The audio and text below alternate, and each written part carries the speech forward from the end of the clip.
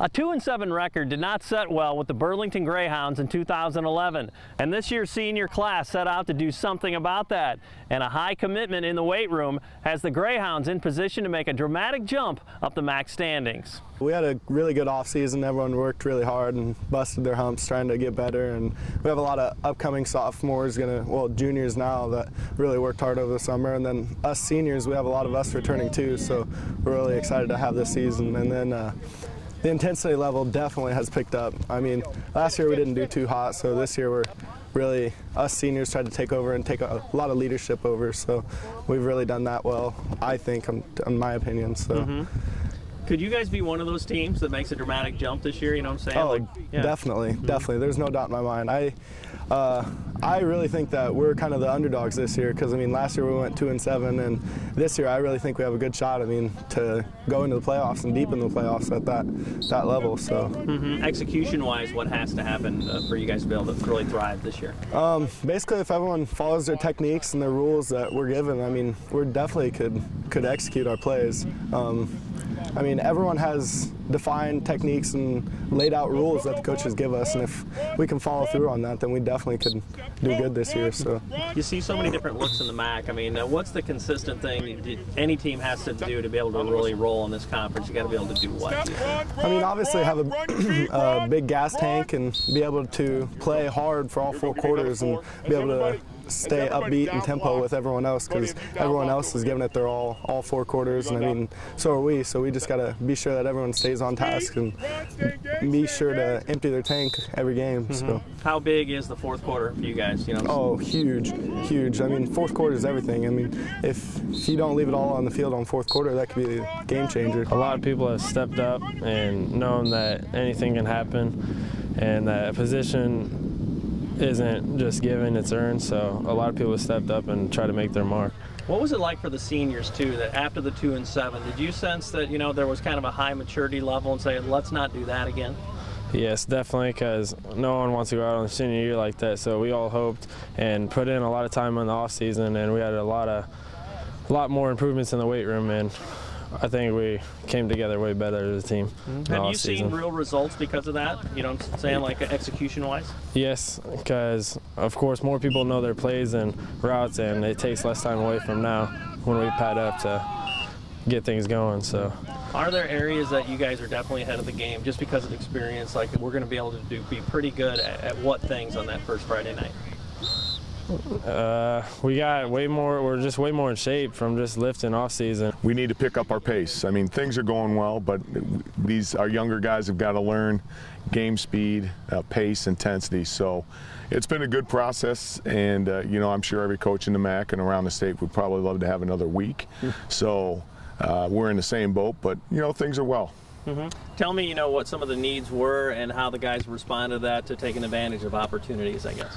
Well, you know, we've laid it out for them that every door was open, and if they wanted to find a spot, they could find, and all they had to do was, you know, have the attitude and have the effort to execute what we're asking them to do. And, you know, I think they've responded well. Our younger guys who are learning are picking up our schemes and our plan, and I think our older guys have done a really good job of teaching them that the level of intensity and the speed at the varsity level is a little bit more than even they are thinking about right now.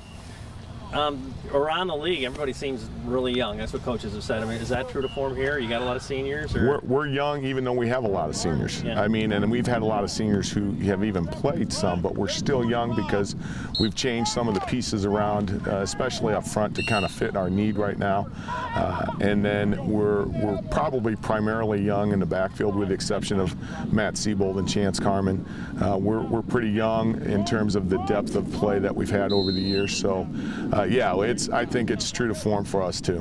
Get to find out right away how good you are too, right? Going against really solid. Yeah, one of the best in the conference, if not the state, and especially when they play with such few numbers, they've got guys who play with a high intensity level and a great conditioning level. So we are in for a test right out of the gate.